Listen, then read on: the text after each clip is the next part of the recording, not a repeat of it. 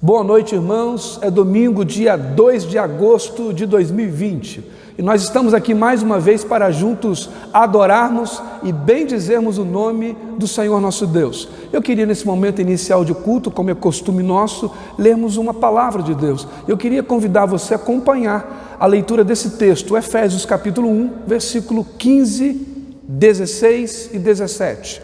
Acompanhe comigo Efésios 1, 15 a 17.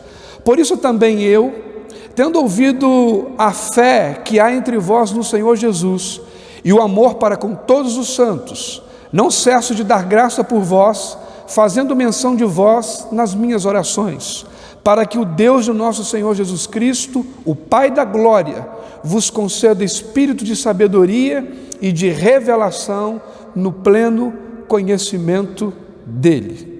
Meus amados irmãos, após a leitura desse texto, eu quero convidar você a orar comigo nesta noite. Senhor, muito obrigado pela Tua palavra. Paulo está trazendo à igreja o testemunho que ele estava tendo daquela congregação. Havia um crescimento do amor e da fé no Senhor Jesus. E nós Te louvamos, ó Deus, porque todo esse crescimento da fé e do amor é resultado da Tua intervenção em nosso coração, ó amado Senhor. Por isso nós Te louvamos.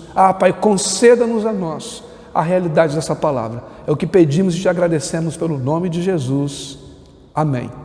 Meus irmãos, hoje nós ouviremos uma palavra de reflexão daqui a pouco, com um grande amigo, conhecido de todos, o nosso querido pastor Jorge.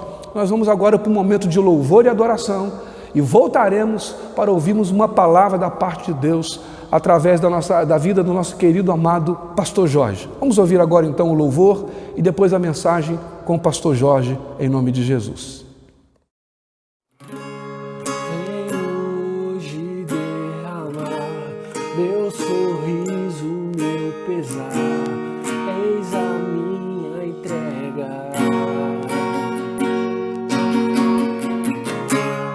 Aos Teus pés abandonar o meu crer, meu duvidar, eis a minha entrega. Toma o Teu lugar e reina sobre minha vida, reina sobre minha vida. Toma o Teu lugar e reina sobre minha vida, reina sobre minha vida. Boa noite, irmãos. Estamos começando mais um tempo de cânticos. E nesse clima eu quero te convidar a dizer ao Senhor que Ele tome um lugar de honra nos nossos corações. Eu ouvi uma ministração sobre essa música essa semana e o cantor dizia que às vezes é difícil cantar essas canções porque elas nos confrontam, porque nem sempre a realidade da letra é o que nós estamos vivendo. Mas ele disse também que, apesar desse confronto, é uma oportunidade para que nós nos rendemos e, de fato, possamos dar lugar ao nosso Senhor Jesus, ao trono que é dele por direito. Venho hoje derramar meu sorriso, meu pesar, és a minha entrega.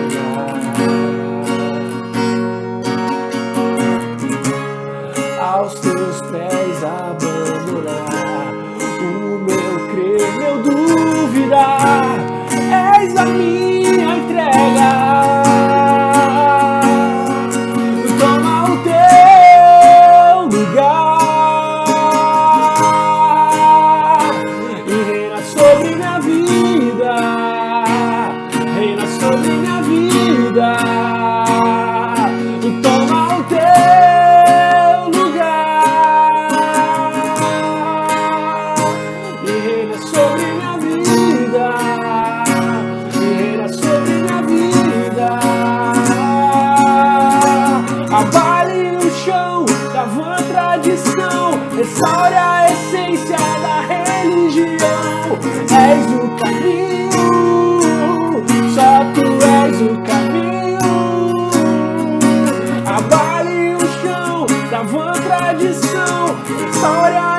essência da religião. És o caminho, só tu és o caminho. Toma o teu lugar e reina sobre minha vida. Reina sobre minha vida. Toma o teu lugar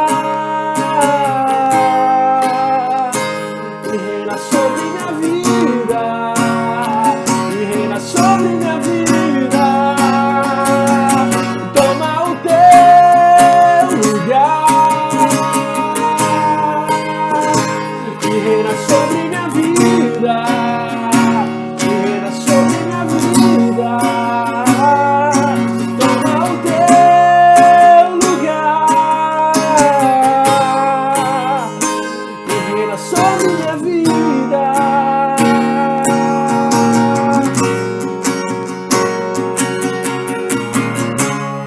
Venho hoje me render, tua vontade conhecer, és a minha entrega.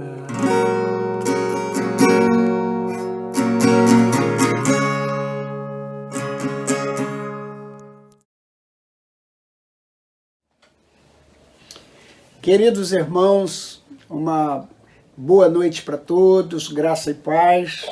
Primeiramente, eu quero agradecer a Deus, agradecer ao pastor Denner pelo convite. É uma alegria estar com os irmãos agora e participar desse culto. Espero em Deus que, mais uma vez, Ele possa usar de misericórdia, usando a minha participação nesse culto para abençoar os irmãos.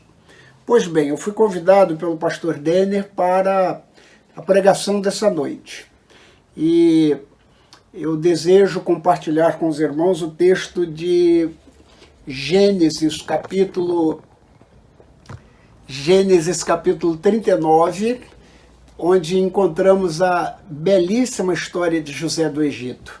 Eu vou ler dos versos 1 até o 9, Gênesis 39. José foi levado ao Egito e Potifar, eunuco de Faraó, capitão da guarda, varão egípcio, o comprou da mão dos ismaelitas que o tinham levado lá. E o Senhor estava com José, e ele foi próspero, estava na casa de Potifar.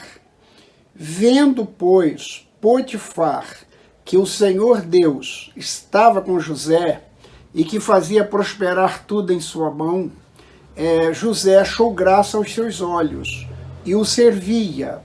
E Potifar o colocou sobre sua casa, entregou na sua mão tudo o que tinha. E aconteceu que, desde que o colocou em sua casa, sobre tudo o que tinha, o Senhor Deus abençoou a casa de Potifar por amor a José. E a bênção do Senhor foi sobre tudo o que ele tinha na casa e no campo.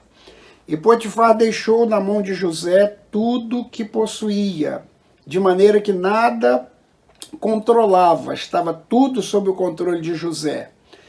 E José era formoso de aparência e formoso à vista. Aconteceu, depois destas coisas, que a mulher de Potifar colocou os olhos em José e disse-lhe: deita-te comigo. Porém José recusou e disse-lhe: o seu marido, que é o meu senhor, não sabe do que há em casa comigo, entregou tudo na minha mão. Ninguém é maior do que eu nesta casa, nenhuma coisa ele me vedou. Então, como poderia eu fazer este tão grande mal a ele, pois tu és sua mulher? E como iria eu pecar contra Deus? Deus abençoe a sua palavra.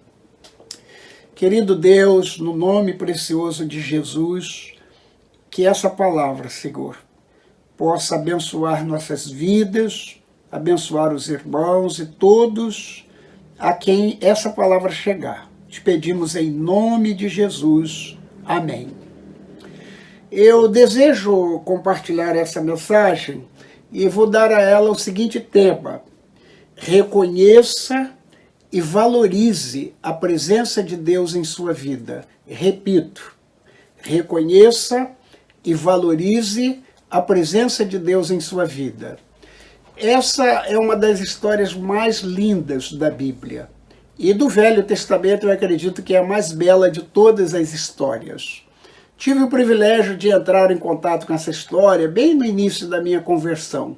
Eu tinha 20 anos de idade e chego na igreja, a minha fama não era lá muito boa, cidade pequena, os irmãos me receberam assim com uma certa desconfiança, mas o pastor Genesi, Jardim Fariseu, muitos irmãos aí o conheceram, era o pastor da igreja. Eu tinha 20 anos, ele deveria ter uns 42 anos, ele foi um pai para mim.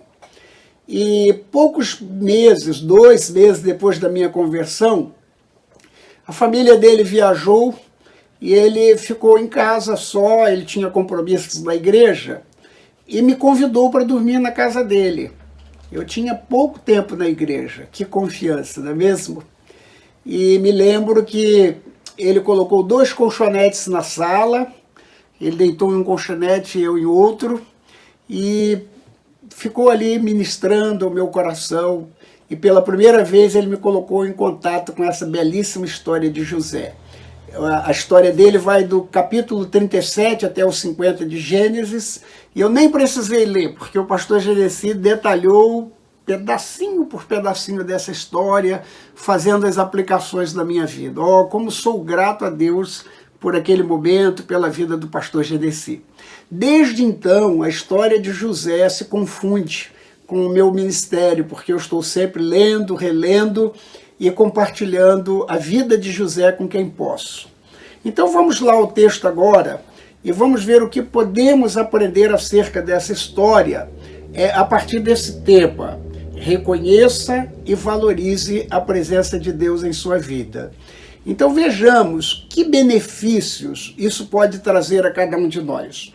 Primeiramente, a presença de Deus geralmente se reflete através da nossa vida. Ela pode ser percebida pelas pessoas que convivem conosco. O texto diz aqui no versículo 3, vendo, pois, Potifar que o Senhor Deus estava com José. Como que Potifar viu isso? Certamente não foi através das palavras de José. Ele chegou na sua casa como um escravo. E naquela condição, o escravo não tinha voz, mas tinha vida. E José tinha vida. E Potifar, de alguma forma, percebeu que Deus estava com José. Como que ele viu isso, não sabemos, mas viu. Ele percebeu a presença de Deus na vida de José. Quem sabe olhando os seus olhos, não é? Alguém já disse que nossos olhos são a janela do nosso coração. E olhando aos olhos de José, ele pode ter percebido a presença de Deus. Se bem que nas circunstâncias que José chegou ali, ele poderia também estar com o seu coração cheio de revolta, cheio de angústia.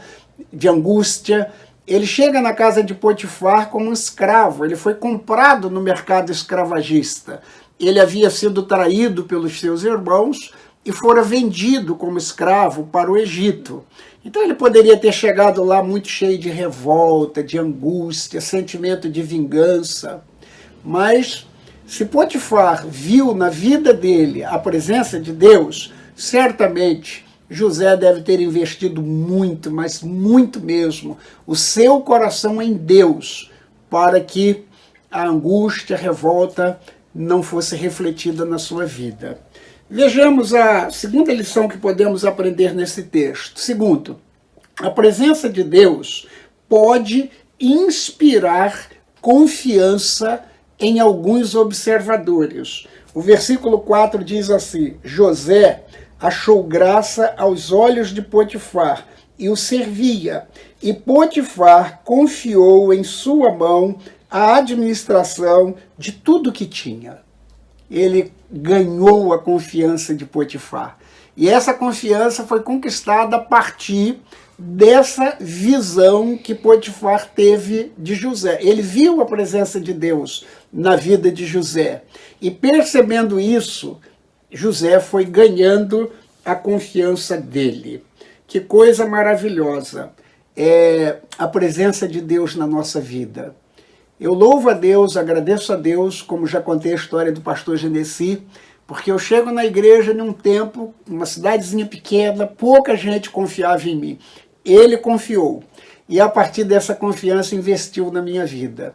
Queridos, precisamos reconhecer e valorizar a presença de Deus na nossa vida, porque ela pode ser percebida e ela certamente traz crédito de confiança para a nossa vida. Terceiro destaque que desejo fazer está no verso 5. A presença de Deus pode tornar vidas aparentemente insignificantes, como era a vida de José, um canal de bênção para outras vidas. Eu quero repetir isso. A presença de Deus pode tornar vidas aparentemente insignificantes em bênção para outras vidas.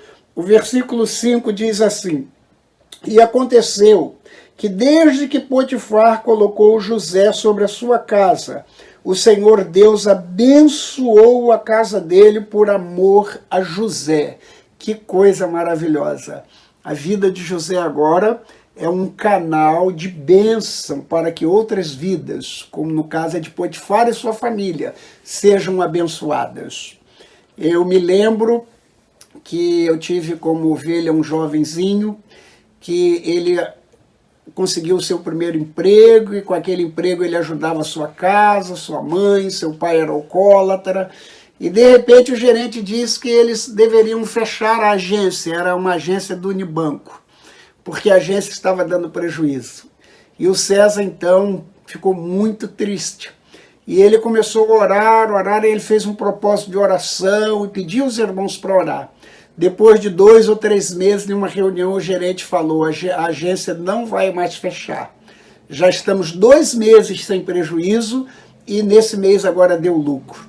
E o César veio a mim e falou: pastor, eu tenho um sentimento, não sei se isso é orgulho, quero que o senhor me aconselhe, porque eu tenho um sentimento que Deus está abençoando a agência por amor a mim.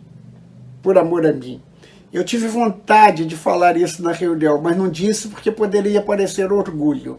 Eu falei: sim, César, você fez bem em não falar. Mas Deus realmente está abençoando a agência por amor à sua vida.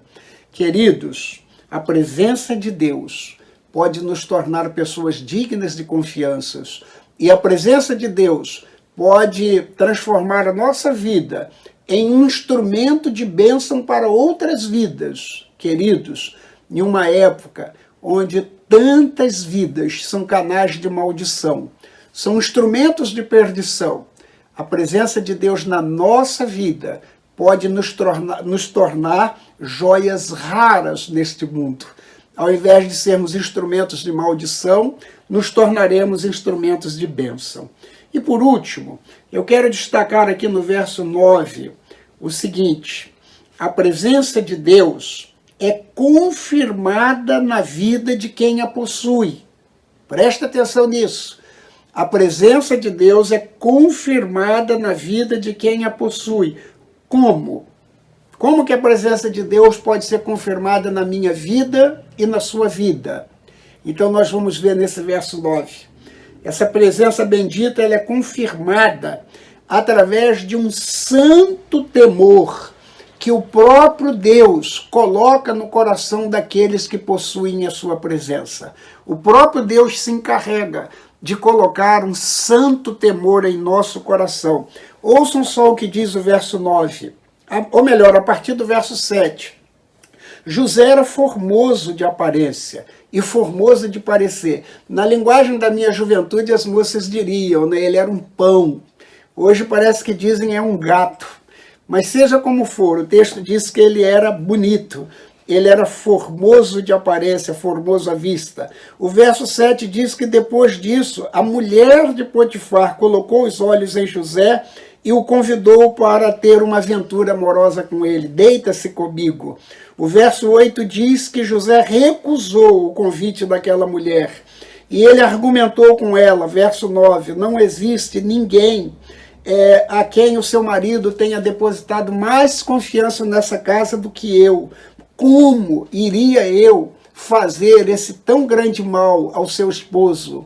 E mais ainda, o mais importante, o verso 9 diz: e como iria eu cometer este grande pecado contra Deus? Olha o temor de Deus aí livrando José. Ele não se aventurou com aquela mulher, não foi só por causa do respeito que ele tinha ao marido dela. Acredito que se fosse só isso, pode ser até que ele tivesse caído. Mas o segredo está aqui, ele disse: de que maneira irei eu pecar contra Deus? Ele tinha temor de pecar contra Deus. Ele tinha temor. A Bíblia diz que o temor de Deus nos desvia do mal. O temor de Deus livra os nossos pés dos laços do inimigo. Não é temor do homem. Nós devemos amar os homens, respeitá-los, mas esse temor que nos faz desviar do mal é um temor que aquele que goza da presença de Deus em sua vida o tem também, porque o próprio Deus coloca esse temor em nosso coração para poder nos guardar e nos preservar. Meus amados, eu quero encerrar contando uma experiência muito interessante, porque se continuarmos lendo a história de José até o capítulo 50, os irmãos verão que tem um momento que essa mulher arma uma cilada para José. E para ele não deitar-se com ela, ele acabou correndo um grande risco e foi parar na prisão e quase morreu na prisão. Mas lá ele foi preservado por Deus e retornou à liberdade e alçado à condição de primeiro-ministro do Egito. Essa é a história de José. Mas eu acho maravilhoso essa determinação que Deus colocou no coração de José de não pecar contra ele. Eu li uma história acerca de um animalzinho que vive nas regiões polares, chamado arminho. O arminho é um animalzinho de pele muito branquinha, reluzente, vive nas regiões polares.